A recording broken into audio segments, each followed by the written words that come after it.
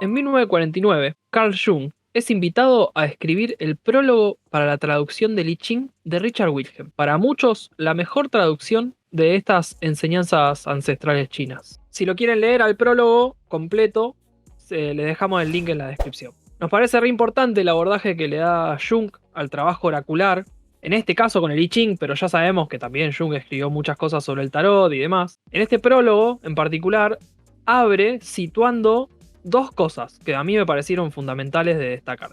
Primero, hace una distinción en la mirada occidental sobre los fenómenos, en contraposición a la mirada oriental, y algo clave y necesario para poder usar el I Ching es perder esa interpretación tan particular que tenemos de la causa-consecuencia. La mirada de Occidente suele observar al fenómeno y preguntarse cuál es la causa, muy relacionado al método científico. Lo metódico de indagar las relaciones entre las cosas, las causas, las consecuencias, la red, la continuidad, qué pasó antes, qué pasó después, cómo se fue dando esa cadena de sucesos. Una cosa lleva a la otra. Uno se pregunta por qué. ¿Qué pasó? En cambio, señala Jung que el fundamento del uso del I Ching se encuentra impregnado de la filosofía oriental, que no se pregunta por las causas y consecuencias, sino que lo intenta aceptar el fenómeno como tal e incluir la subjetividad del observador como parte de ese fenómeno, ese momento de la casualidad, esa situación que se da. Interesa acá el aspecto casual y no la causalidad. De esa manera,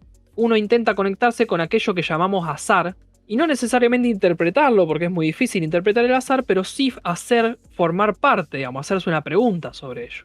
La forma real parece interesar más al sabio chino que la forma idealizada, que el modelo. Como si cualquier fenómeno de la realidad que se nos presentara nos permitiera como medir el momentum del cosmos. Y ahí hay información muy valiosa para interpretarse a sí mismo en esa red del cosmos, ya que yo formo parte de. Ahí me viene también cuando Don Juan habla de cuando escucha un cuervo y qué significa, no es casualidad, no es solo casualidad. Sí, al máximo extremo que llega la física para intentar explicar esto es para mí que en el Big Bang estaban todas las partículas en el mismo punto del espacio-tiempo. Entonces están lo que se llama entangleadas, están atadas un poco. Entonces cuando millones de años después vos tirás el dado, los átomos de ese dado estuvieron en el Big Bang con vos. Entonces hay una memoria compartida.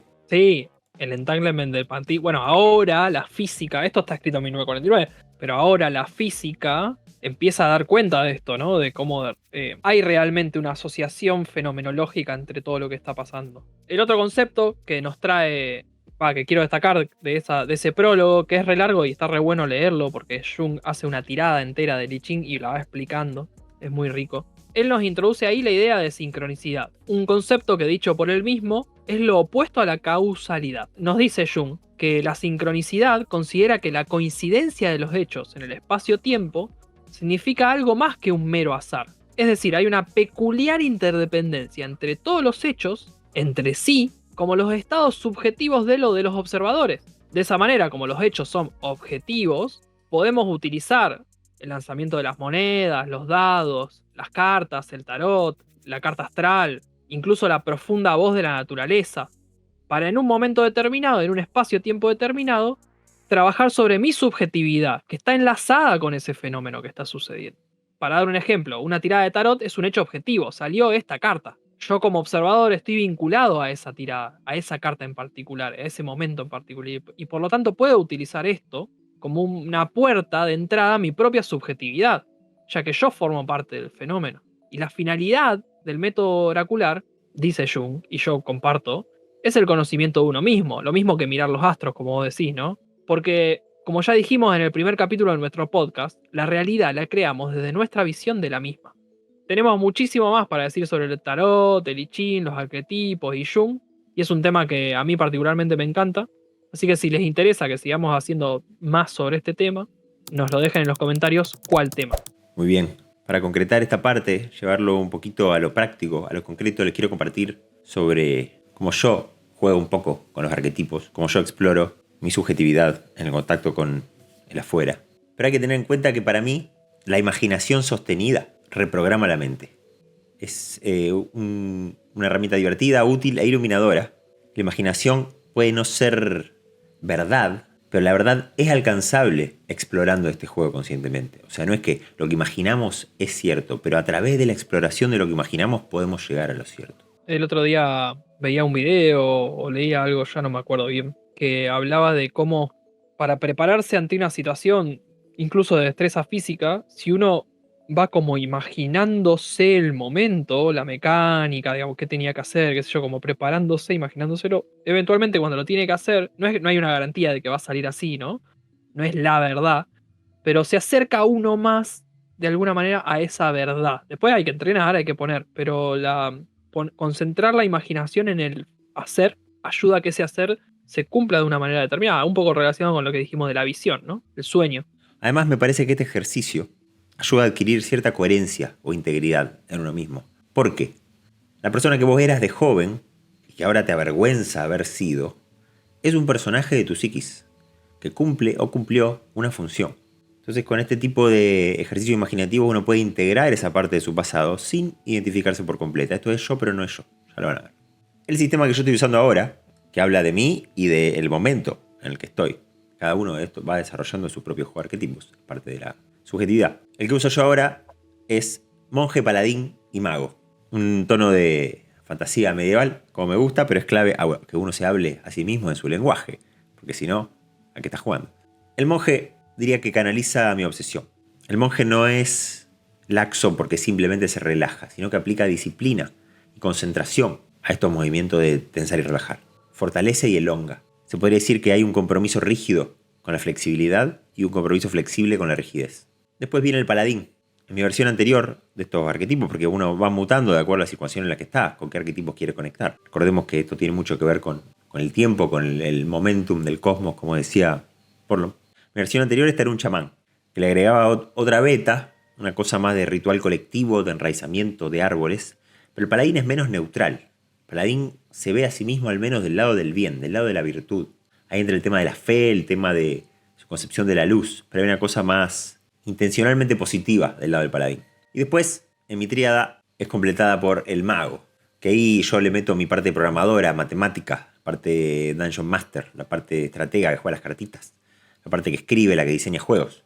Le pongo bastante al arquetipo, pero este como que carga o acomoda de manera constructiva y cuando se puede es virtuosa los potenciales de mi intelecto, de mi mente. Entonces le tiramos todo ahí. El juego personal para mí, para esta temporada, es que estos tres arquetipos, monje, paladín y mago, operen sinérgicamente.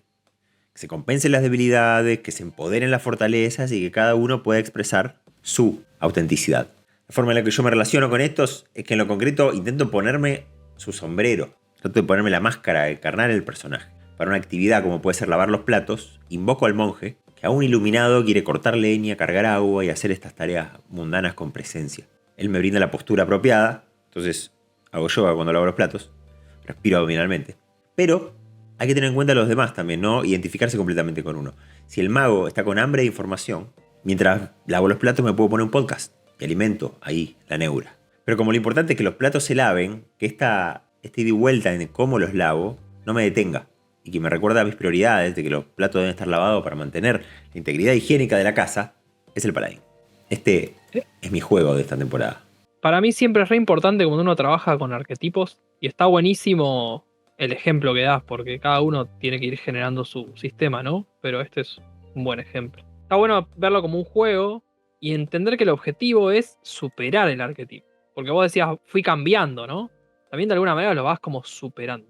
Para mí, el objetivo es encarnar, identificar el arquetipo, identificar formas mías para superarlas, para integrarlas y hacer algo más todo, ¿no? Y ir incorporando cada vez más. Para mí. Sí, me sirve también entender el arquetipo como una fuente de energía, a la cual vos luego usás en tu cableado interno, pero en definitiva, vos vas a hacer la consecuencia de tu cableado interno, no de esta fuente de energía. Bueno, esto nos lo propusimos para abrir el tema de arquetipos, porque es un tema que trabajamos muchísimo. Nos gusta Avatar, nos gusta el arquetipo elemental, nos gustan los arquetipos del tarot, etcétera, y nos gusta hablar de ellos como forma de aprendizaje, o sea, no solo en la lectura que puede hacer uno en la adivinación, sino más bien en el encontrarse a uno mismo. Por eso también tenemos, a veces jugamos, como vos decís, con el Sifu, y jugamos juegos donde encarnamos del arquetipo y lo vivenciamos un ratito, porque uno puede ser un paladín en un jueguito, ¿no? Ahí entra mucho el juego de rol. Y ahora nos gustaría hacer nuestro recorrido por los distintos arquetipos y lo que significan para nosotros. Así que este es como nuestro primer capítulo. Si a ustedes se les viene a la mente alguna obra de ficción o no tan ficticia, cargada de energía arquetípica que quieren que analicemos, déjenlo en los comentarios y veremos qué podemos hacer. No se olviden de dar like y subscribe para que podamos seguir haciendo más de estos videos y que les llegue a más personas.